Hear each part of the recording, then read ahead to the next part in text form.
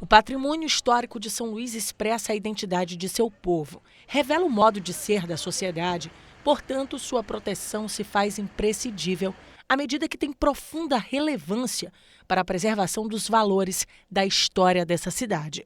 O problema é que os proprietários dos imóveis tombados não respeitam esse título e a demolição de prédios no centro da cidade para a construção de estacionamentos tem trazido uma modificação grande no que diz respeito à identidade, à cultura e à paisagem do que temos de mais belo na Grande Ilha, nosso conjunto de casarões arquitetônicos. Segundo a Superintendência do Instituto do Patrimônio Histórico e Artístico Nacional no Maranhão, existem atualmente identificados na capital 7 estacionamentos de veículos explorando comercialmente a área de tombamento federal. Todos estes imóveis já apresentam ação civil pública proposta pelo Ministério Público Federal. Em alguns casos, a Justiça já apresentou resposta, a exemplo da casa de Aloysio Azevedo, onde a proprietária foi condenada a recuperar o imóvel com as características originais.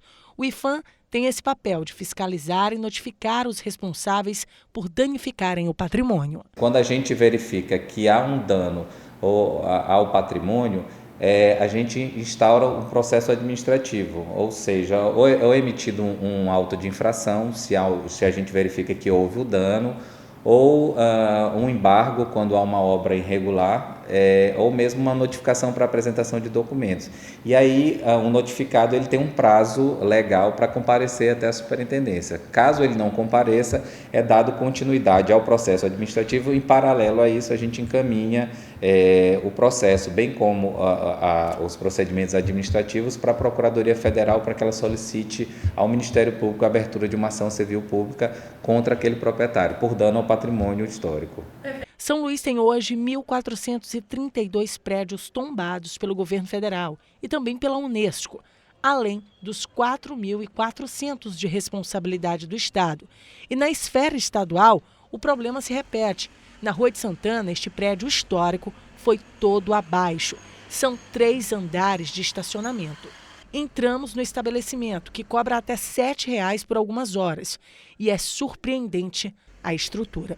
Não existe mais nada do antigo casarão. Logo em frente, um outro imóvel tombado virou estacionamento. Deste aqui só restou um pedaço de parede. Os proprietários também foram notificados pelo Departamento de Patrimônio Histórico do Maranhão. Aliás, os processos já estão judicializados. Todos os imóveis que a fiscalização detecta na nossa fiscalização diária é advertido com uma notificação, o proprietário. Caso ele não tenha dado entrada no Departamento Histórico-Artístico para aprovação de algum projeto e a fiscalização detectar que está existindo alguma obra irregular, é notificado e embargado, né?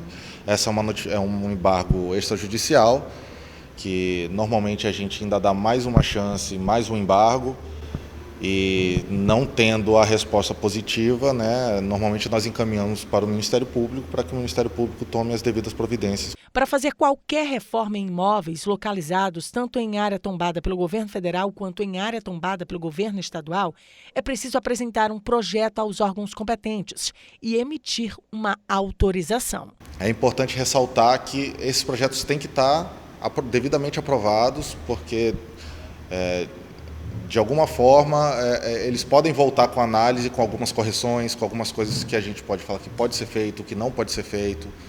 Por isso que nós sugerimos que sempre que o arquiteto, o profissional responsável pela intervenção, que ele sempre venha, né, que ele tire as dúvidas com a nossa equipe técnica, para que o projeto não fique indo e voltando várias vezes, mas que já saia daqui com uma ideia do que se pode fazer e o que não pode fazer.